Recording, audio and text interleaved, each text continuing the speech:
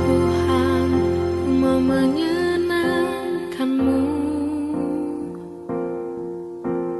Tuhan, bentuklah hati ini jadi bejana untuk hormat-Mu, cemerlang bagai emas murni. Tuhan, ku serahkan hatiku, semua ku berikan padamu. Kuduskan hingga tulus selalu, agar aku menyenangkan-Mu, senangkan-Mu. Hanya itu kerinduanku, menyenangkan-Mu, senangkan hati-Mu. Hanya itu kerinduanku.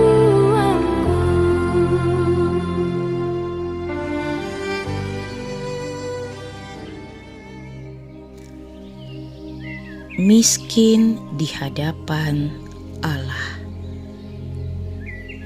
Berbahagialah orang yang miskin di hadapan Allah, karena merekalah yang empunya kerajaan sorga. Matius 5 ayat 3. Kata miskin dalam ayat di atas seringkali diartikan secara harafiah, sehingga ada yang memaknai harus miskin secara jasmani supaya dapat menerima kerajaan sorga.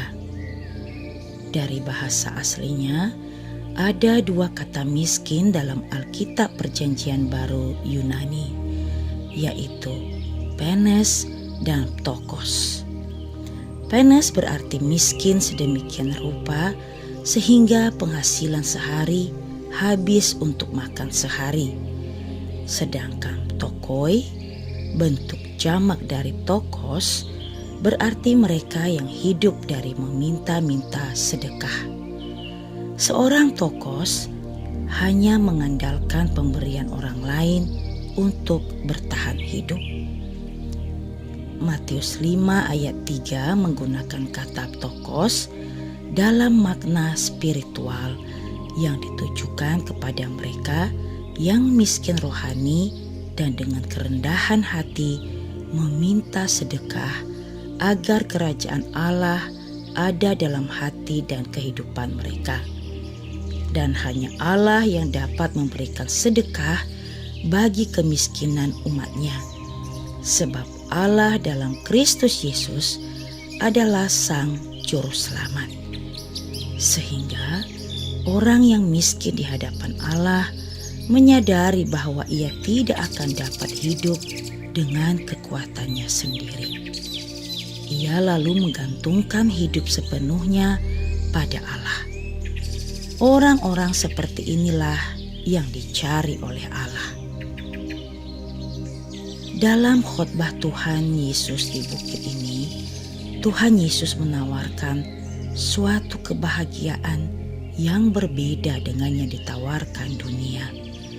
Kebahagiaan yang ditawarkan dunia selalu berhubungan dengan hal-hal materi atau hal-hal jasmani semata.